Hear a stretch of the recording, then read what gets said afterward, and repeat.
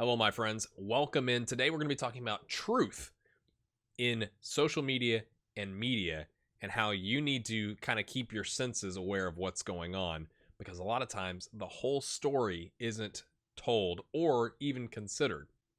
So what am I talking about? We got three things to talk about today. We got U.S. soccer, emerging face of the U.S. men's national team rising, which is a fantastic video series. We'll talk about that towards the end.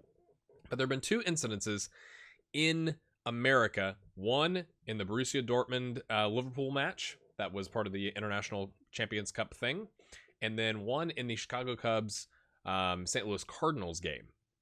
So let's talk about those. So if you go on Twitter, and the only reason I'm not showing it is because of copyright issues, so I'm really conscious of copyright stuff. So I'm going to put a link to one of the videos that it's on Twitter from the company that posted it, but I'm not going to show it to you, so that's why.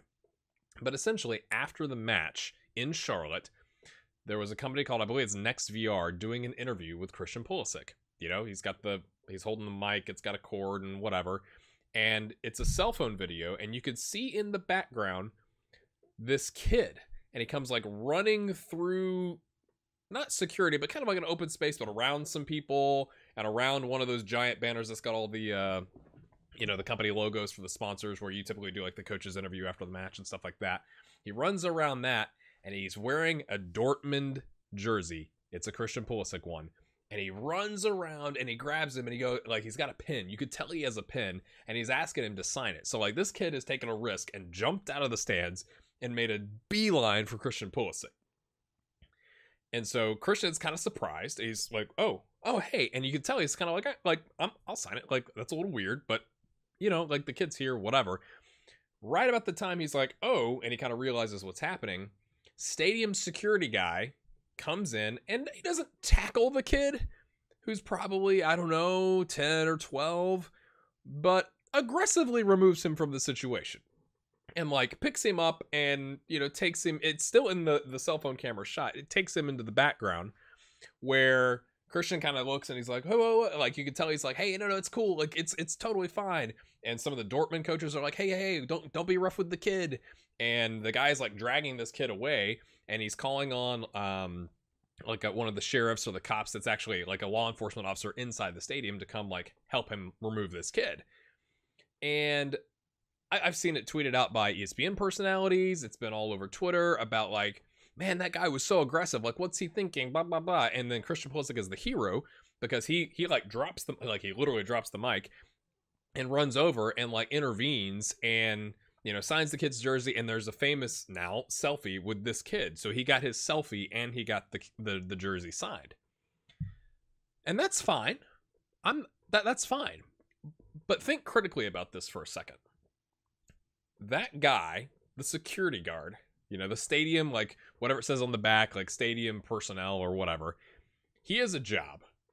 And that's to keep crazy people off the pitch and away from the famous, really well-paid players where they might injure them, even unintentionally, right? That is his job.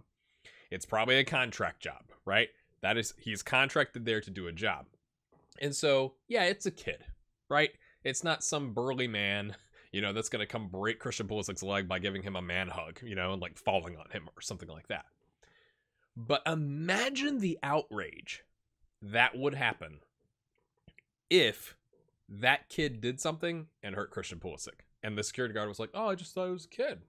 Like, it's just a kid. No big deal.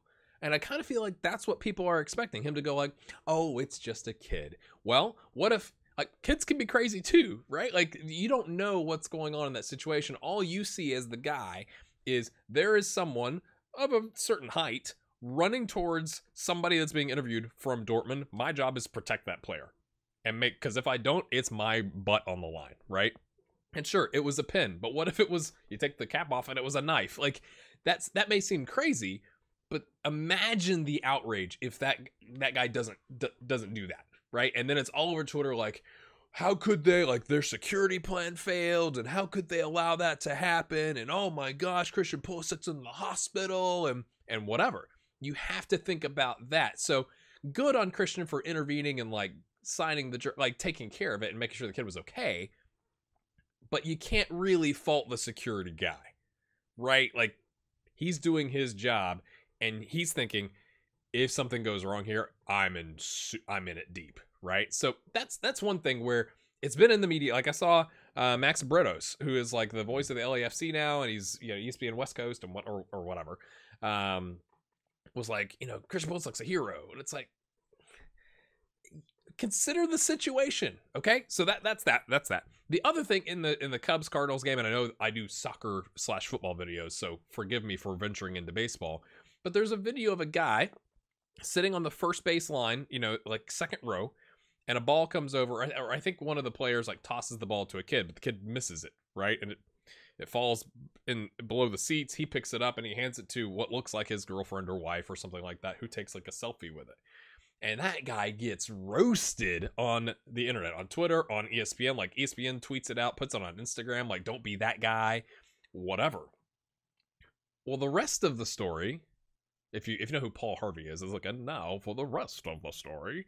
It turns out that guy was giving a ball to another kid that was, I don't know if he was with them, and he had helped the kid in front of him that it looks like he stole the ball from get a ball earlier in the game. So like, he's not a bad dude.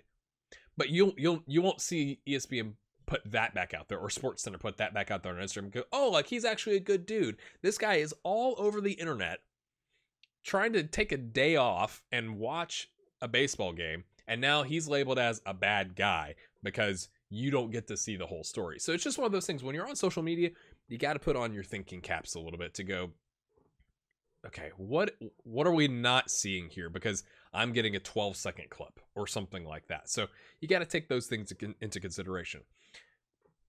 There are good things you could do with social media and with the internet. And I want to give props because I've been rather harsh on US Soccer with their website because, well, it was full of typos, and, the Espanol version hadn't been updated, since like March at some point earlier in this year. They have come out with these videos rising, like the rising stars of the U.S. men's national team. And you could say part of it is like, let's ignore the fact we just weren't in the World Cup. Let's look over here, shiny object. But it's really cool in that you get to learn the backstories of some of these players and where they're playing, how they got there, their families. Like if you didn't know, Cameron Carter-Vickers, yeah, he's a Tottenham player that's been loaned out, but he has an English accent because he has a dad that's American and a mom that's English. And so if you just know like, oh, Cameron Carter-Vickers, and you've never heard the man speak like in an interview, it's like, oh, okay, that's not what I was expecting out of that mouth, right? So they've done a really good job. I'm going to put a link in the description to the videos. Make sure you go check those out. They tell a very interesting story. Now, you could say, if you were being cynical, that it puts a little bit of pressure on whoever we hire as a coach to, use these players, but I'm sure that person's like, I don't have to use them. I just think it's a really well done, like you can look here, I'll scroll down for you. It's got all the videos right here. They play in the browser, and it's very interesting, like human stories. So I highly recommend you check it out. So that's what I've got for you today. That's a little bit of a ramble. Hopefully you understand. Let me know what you think about the Christian Pulisic security thing. That's what I'm most interested in getting your feedback on. So leave a comment below, hit the like button, and we'll see you next time. Have a good one.